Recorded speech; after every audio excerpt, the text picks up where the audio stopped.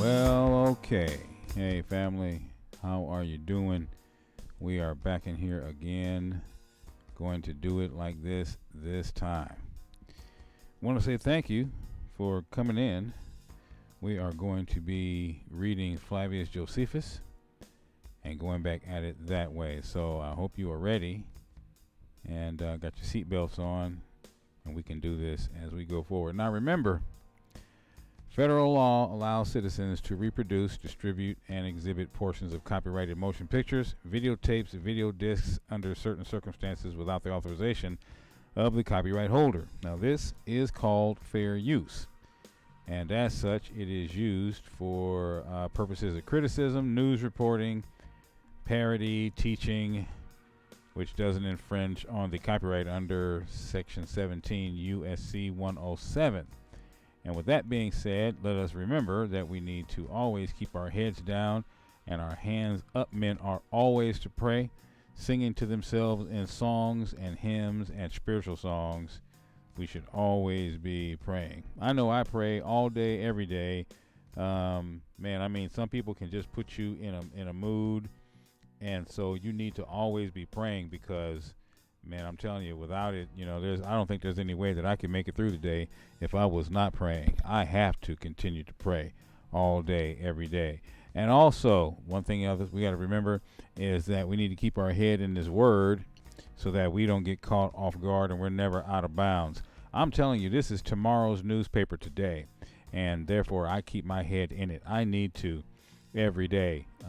So I read things like Flavius Josephus and the other scriptures and the extracurricular, extra biblical books to make sure that we stay on point. I need to. And let me tell you, family, it is great to be here. Let me adjust this camera. I'm just now coming in, like I said I would, from work. And let's see here. We get this together now. Okay, there you are. How you doing? Man, it's been a long day. And I came in. I had to set the laptop up and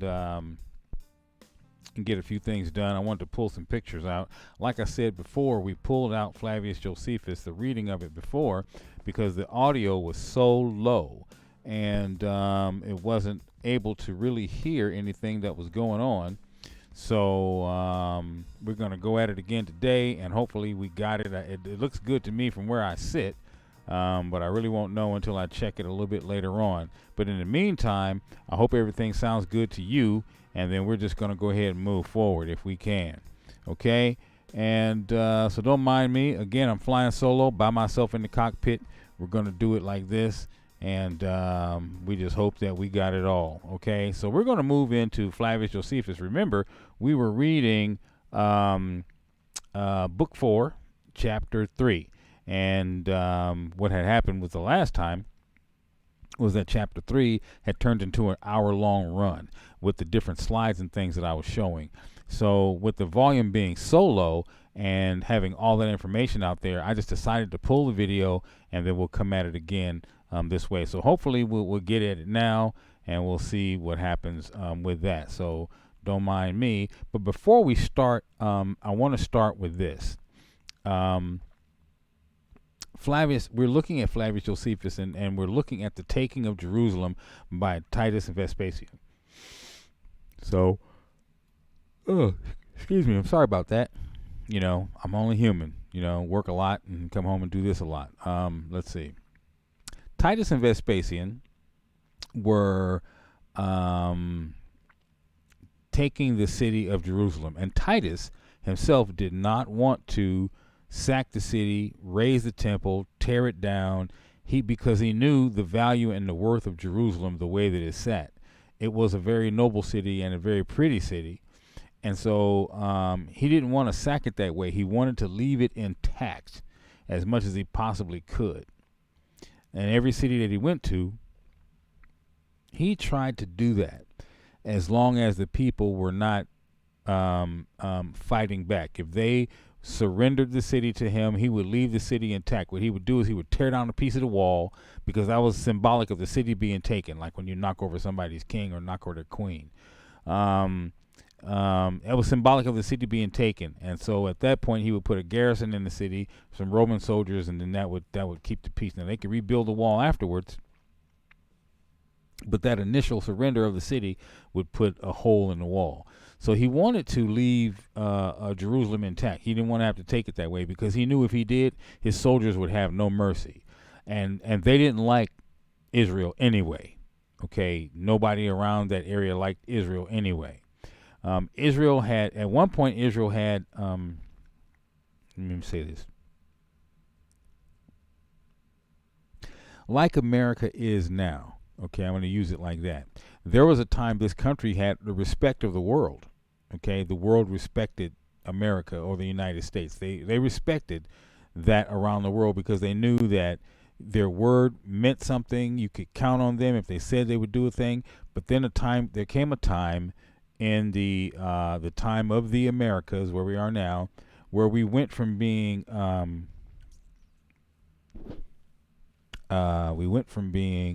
I'm trying to use the proper words here. We went from being a help to the world to being a bully, or we started committing atrocities that the country had never done before.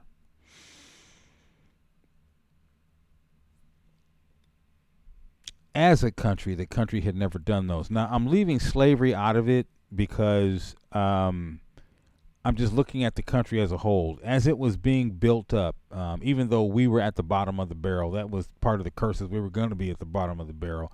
But as the country was being built up, there was a time that the country had the respect of the world, and you could go anywhere in the world and no one would look at you and be like, you dirty American, and want to kill you. Okay?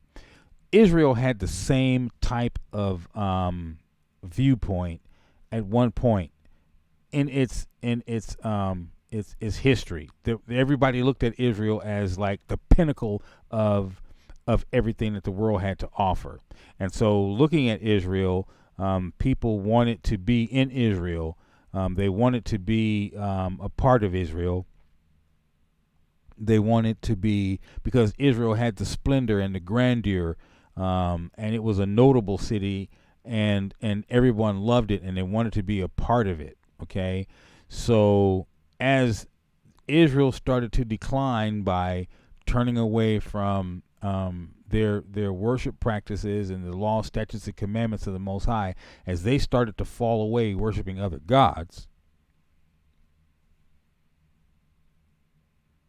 that's when they started to wane or fall away. That's when everything started to go awry for them. Initially, 2 videos back, I showed you a poem or a song that was written, and it talked about how Israel had gotten so wealthy that they had this narcissistic, prideful arrogance about themselves, like nothing could ever take them down. Okay, and so because of that, that was the beginning of their fall. And the person who was singing the song was saying that it was how I don't remember exactly what was being said, so I'm paraphrasing here, how pitiful it was for such a noble city to fall so far and be so vain. And so he was lamenting on the fact that you used to be this beautiful thing, and even though you are beautiful on the outside, you're filthy on the inside. And that's the same thing that our Mashiach said. Okay, he said you're whited out sepulchers. Whited out sepulchers. In other words, it's a grave, it's a sepulcher, it's a grave, but you open it up and it's clean and white. But what goes in there? Dead man's bones. What happens after that is the canker and the worm. You know, even though it's beautifully painted white and the whole nine, you're just whited out sepulchers, you know, full of dead man's bones. And so that Israel had become that type of a sore of the nations, and the nations hated her And she fell away, and then their hatred turned into something else as she went into captivities after captivity after captivity and after captivity, into the captivity we're in now. Okay, we're still not out of our captivity. We're still in our captivity. I have something I'm going to show you later on. We're not going to do it tonight, but I have something I'm going to show you later. I heard something yesterday, and it really just, you have to excuse me. My ears are not, my in-ears are not sitting correctly. They're not sitting correctly, and they keep moving around on me as I feel a cord move along my back. And what happens is that there's two wires for left and right, and I need to pinch them together to keep them tight on my head. And I took the clip that I put on them off because I didn't want to rub it and ruin the wires. So we'll find a new clip.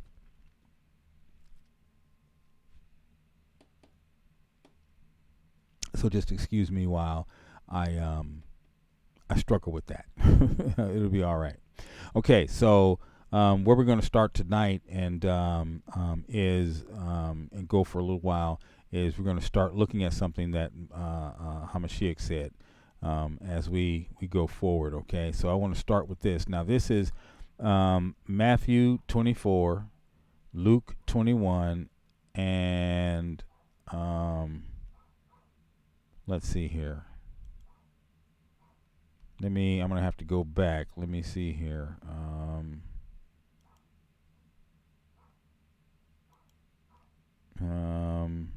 I thought I saved it. Let's see here. This was... Okay, yeah, here we go right here. Okay, I knew I saved it.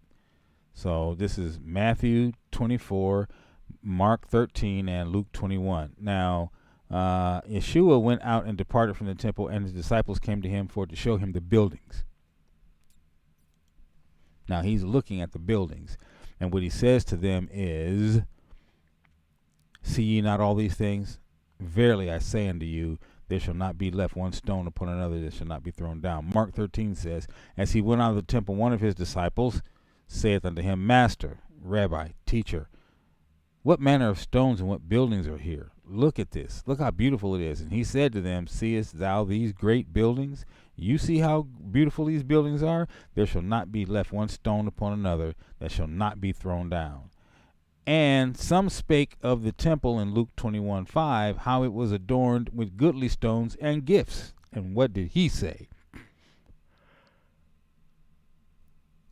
He said, "As for these things which you behold, the days will come in which there shall not be left one stone upon another that shall not be thrown down." Okay? Now, it says his word is verified in the mouth of 2 or 3 witnesses. That is what the scriptures say, correct? And with the scriptures saying that, then I need to show you something else. Okay? Now this is the southern temple, which is the Judean temple of Jerusalem. That is the city, Old Jerusalem, not the one that they take you to when you go on the tourist trip to Israel. They just started recently taking people to this one.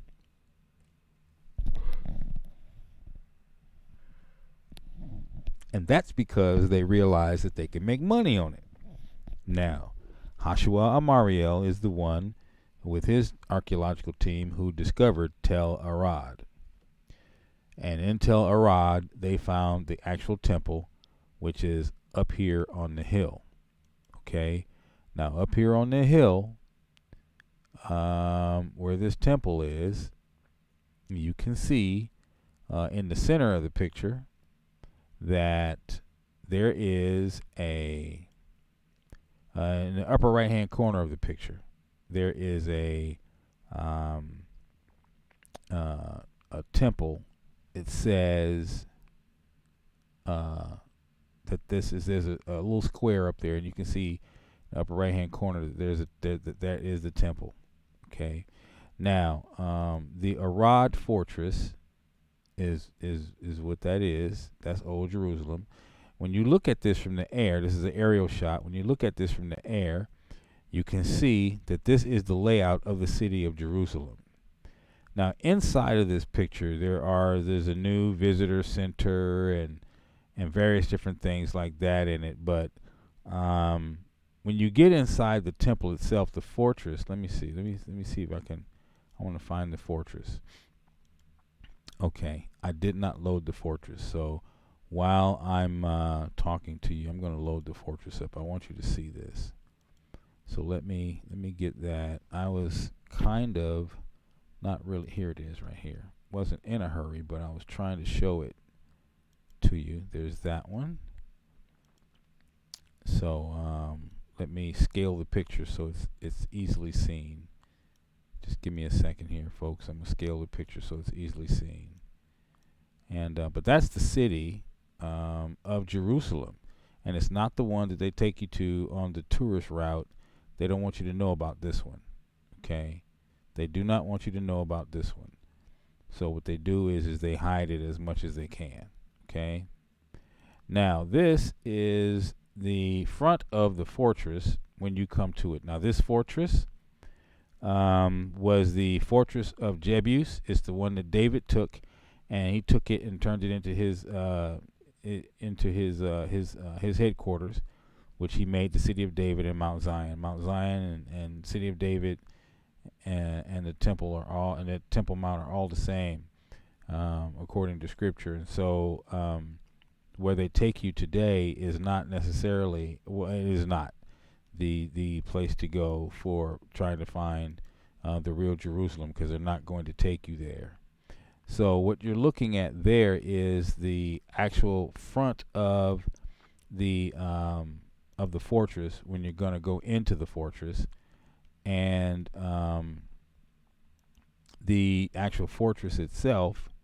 I'm going to show it to you now, and the actual fortress itself looks like this. Sits up on a hill, and that's where David made his his kingdom. He made, that was his headquarters. Okay. So anyway, I wanted to show you this because this is the stuff that no one ever talks about, and it's the stuff that we should be talking about. Okay. Looking at that again, this is you can see the two gates, the towers in the front. That's the tower, that's the gate in the front. And that's the one that, we're supposed to be, paying attention to. It has that bench in the front. As you read stories about them coming into the temple, there's a bench that's out front where people would sit and they would pray and they would wait. This is where they would bring their animals and stuff up to. And so, I have other pictures of the inside of this, and the thing that bothers me the most is that now that they've turned it into a tourist attraction, this is the temple, it's a holy spot, but they've turned it into a tourist attraction, and because this is the type of stuff that you see now. Here's a heathen laying on the altar, pretending to be a living sacrifice. Okay. So,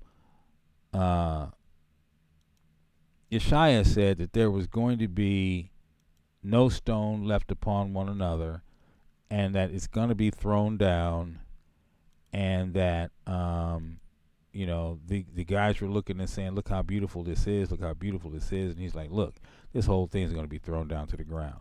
So don't worry about how beautiful it is. Just understand the fact that it's all going to be thrown down to the ground. So here's the heathen on the altar, pretending to be a living sacrifice. And she's got a smile on her face, and she's got her shoes on. Now, we know that when they go into the Holy of Holies, you're not supposed to pollute it or the place. You know what I mean? You have to, only the priest was supposed to be in there anyway. So why this person is in there with her shoes on, laying up on the altar, I have no idea. Okay. But that's not even the bad part. The person who put the website up himself is inside of the Holy of Holies. And if you look, you see him with his shoes on. Okay. Now, he's got a Star of David on his hat. These people claim to be Christians, and to them, this is just an archaeological site. Now, even if you are in the temple, and it is 2,000 years old, and you go in this archaeological site, don't you have enough respect to kick your shoes off, wear sandals? The Father told Moses to kick his shoes off because he was standing on holy ground. Take your shoes off while you stand in this place. You're on holy ground. Okay, so here they are. This guy himself, he is inside the Holy of Holies. Okay, he is inside the Holy of Holies with his shoes on, right? And this young lady is his friend. She's his friend. They're together, or she's with his group, and she's laying on the altar. Okay, with her shoes on. And you see these other people walking around. They're inside the Holy of Holies. They're inside the Holy of Holies. Okay, and old boy, whoever he is, I do know his name. Old boy, he's up in between the altar and the two temple stones. Okay, so I just wanted to show you that, because we seem to take some of these things for granted, and our Mashiach said that there be not one stone that was left upon another, and I just showed you the southern temple of Jerusalem, Judea, thrown down to the ground. And now I want you to know that some of that has been built back up. They built some of that back up so that people would have something to look at. They built it back up. When you look at some of the walls, you can see that there's a line where the old ruin was, and from what's been built above it, you can see they built back, like from your knee to your mid-thigh. They built, or from your ankle to your knee, they built some stuff back up, so that you could see where the walls were, because they didn't dig it all the way out. They just dug enough for you to be able to see where the city was. And I have those pictures. As a matter of fact, let me see if I can bring another one for you to see. I want you to see the old city, kind of like I see the old city. Let me see if I can. I thought I saved that one. I thought I did. Oh, here it is. Here it is right here. Let's do this one. Let's bring this one out for you. Okay, so let me size this picture just a little bit, and then I'll bring it, and you can see it. Okay.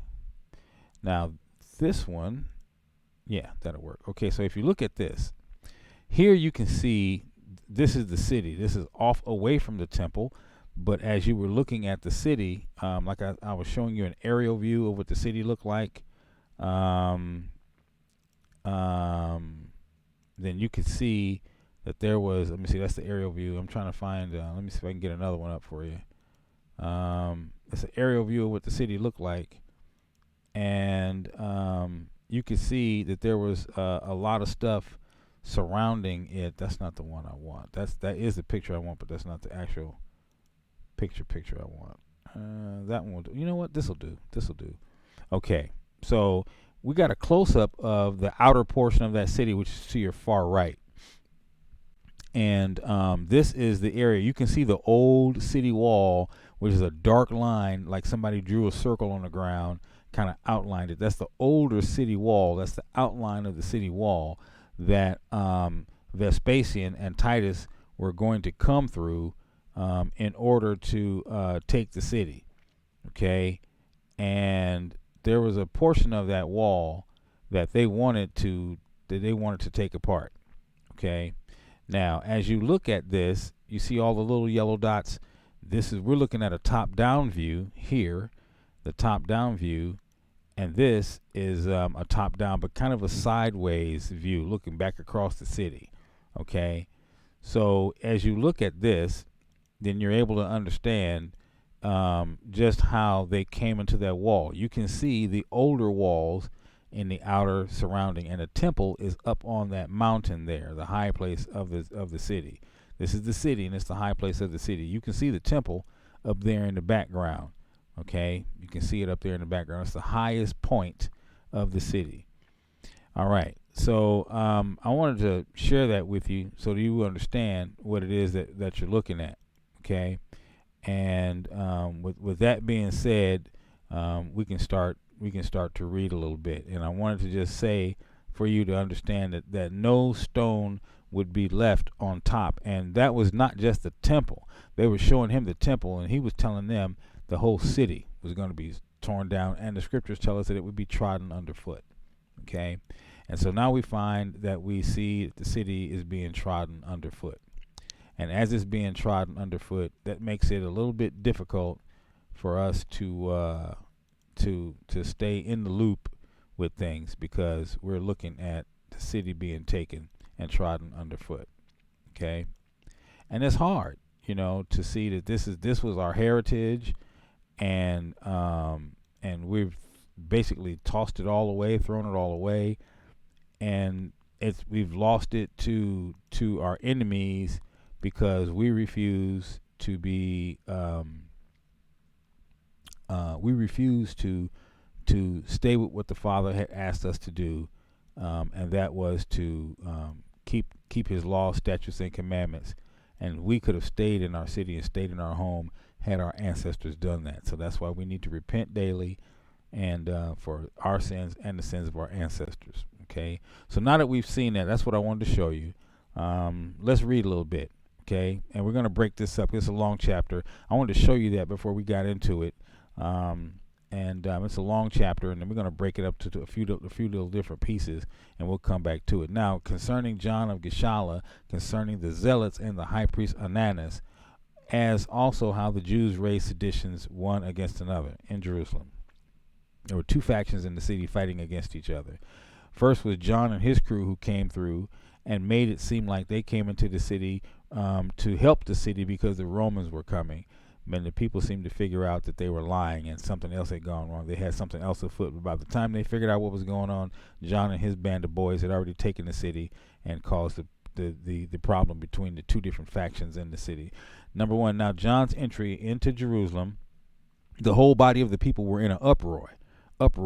Okay, and 10,000 of them crowded about every one of the fugitives, so they already knew they were fugitives, that were come to them and inquired of them what miseries happened abroad.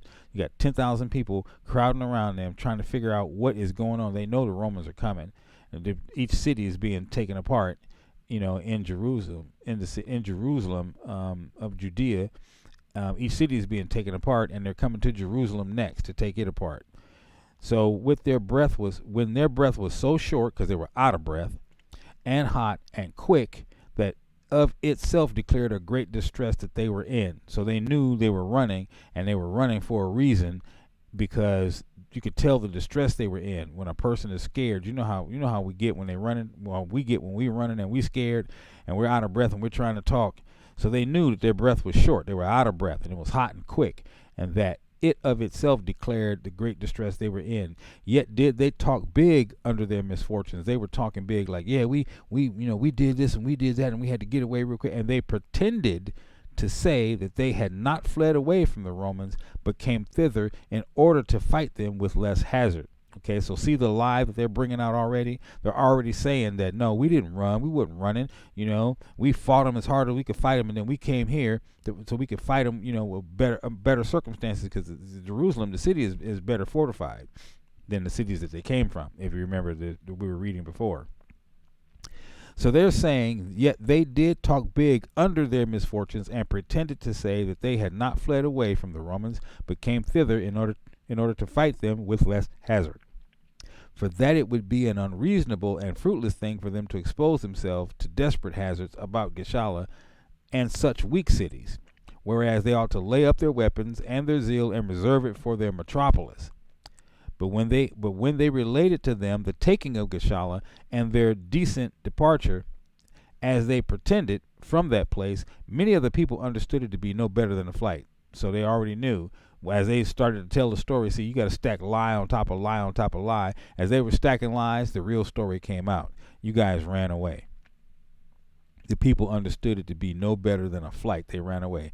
And especially when the people were told of those that were made captives, they were in great confusion, So wait a minute. So wait a minute. You said what? So now here's the confusion, because wait a minute. You said what?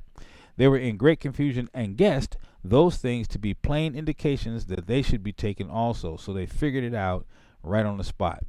That what was happening. But for John, he was very little concerned for those whom he had left behind him, but went about among the people and persuaded them to go to war by the hopes he gave them. So he's telling them that they're bigger than what they are, and that they're better than what they are, and that they can take the Romans. He affirmed that the affairs of the Romans were in a weak condition, and extolled his own power. He also jested upon the ignorance of the unskillful, as if those Romans, although they should take to themselves wings, could never fly over the wall of Jerusalem, who found such great difficulties in taking the villages of Galilee, and had broken their engines of war against their walls. So he's lying to them and telling them that the Romans couldn't take them, couldn't take them, and couldn't take Jerusalem. And these haranguings of John corrupted a great part of the young men, and puffed them up for war. But as to the more prudent part, and those in years, there was not a man of them but foresaw what was coming, and made lamentation on that account, as if the city was already undone. And in this confusion were the people.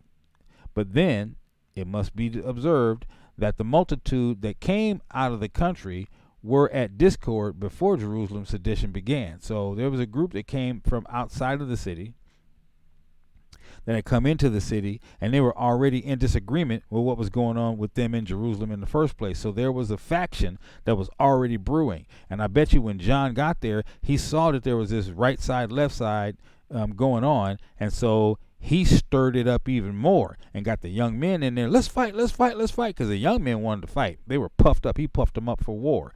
But the more prudent, that's the older ones, those in years, those are the older ones who say, wait a minute.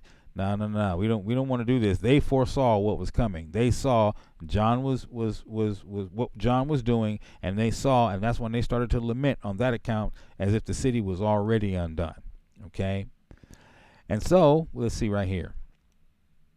For Titus went from Gichala to Caesarea, and Vespasian from Caesarea to Jamnia and Astos, and took them both. And when he had put garrisons in them, he came back with a great number of people, because they always add to their army. He could take a city, you take all the young men, put them in the Roman army. If they're not going to fight for Rome, they'll die. So he came back with a great number of people who were come over to him upon giving them his right hand for their preservation. So the Romans will say, look, I give you, here's my honor. If you fight, I'll let you live, but you got to join. So Titus was that kind of guy. He didn't want to have to kill anybody, but he would. He didn't want to have to take the city apart, but he would, right? So there were besides disorders and civil wars in every city, and all those that were at quiet from the Romans turned their hands one against another. There was also a bitter contest between those that were fond of war and those that were desirous of peace. See, you had these factions. You had those who wanted to fight, and you had those who were like, look, let's not fight. Let's just figure out a way to make peace. At the first, this quarrelsome temper caught hold of private families, who could not agree among themselves, after which those people that were the dearest to one another break through all restraints with regard to each other, and everyone associated with those of his own opinion, and began already to stand in opposition one to another. So this is tearing families apart. Okay, some family members want to fight, other families want to stay at peace, to the point where it's tearing families apart. Okay, so that seditions arose everywhere, while those that were for innovations and were desirous of war, by their youth and boldness, were too hard for the aged and the prudent men. Whenever you see that they were too hard, that means they couldn't change their mind, right? Their minds were made up. It was too hard to change their mind. They couldn't change their minds. So the older men couldn't talk the younger men out of fighting, and the younger men couldn't talk the older men into doing it. So the youth were too bold. They were too hard for the aged and the prudent men. And in the first place, all the people of every place betook themselves to rapine. So they started robbing each other. Okay, they started robbing and treating each other bad. Okay, after which they got together in bodies. Now this is groups. Now you got gangs being built up now. Okay, They got themselves together in bodies in order to rob the people of the country, insomuch that for barbarity and iniquity those of the same nation did no way differ from the Romans. Nay, it seemed to be a much lighter thing to be ruined by Romans than by themselves. Okay, so that's we're down to verse 3 now. Okay, this is a long one. And I know I took up a lot of time getting to it, but I wanted to show you before we got into this, before we got too deep into this, what the city looked like. Okay, when Hamashiach said that the city was going to be not one stone left upon each other, and that it was going to be torn apart, I wanted you to see that this was an actual real thing. It was a true thing, that the city did get ripped apart and that the temple did get razed. And as we go further into this, you're going to see what happened to that temple. And Flavius Josephus goes into it right here as they start to rip things apart and go after each other, how they ended up going after each other. How they ended up going after each other and what happened in that temple. Because a fight breaks out and it starts to get bad through the streets of Jerusalem all the way up to the temple. And we're going to go into that next. Okay, so I want you to see that this is book 4, chapter 3, Flavius Josephus, Wars of the Jews, and this is not an easy thing to want to go into and to want to talk about, because as we look at this, then we see that this is what our people were doing to each other as we move forward into this. So I want you to know that this is a little difficult. This is just a little difficult, but we want to stay with it, and we're going to stay with it, okay? And we're going to stay with it. We're going to stay with it, and we're going to keep going. I'm going to cut this short because I do want to keep these short, and we'll just do it in stages, and we'll do it in parts. But the next time we come back, I probably won't have so many slides and so much explanation. We'll just read through quite a bit. But if we need to go back to the slides for reference, then we will do so, okay? So thank you so much, family. I appreciate you hanging out with me and staying in the mix. I do want to say that if you have not donated to Mama's Feed Me Fund and to help keep Mama fed so we can get the generator on for her, that you look down below and get the GoFundMe and then help us. We're going to be doing a grand unboxing when we get it, and we'll be doing a thank you to everybody who helped contribute, all right? So thank you so much, and we'll see you later.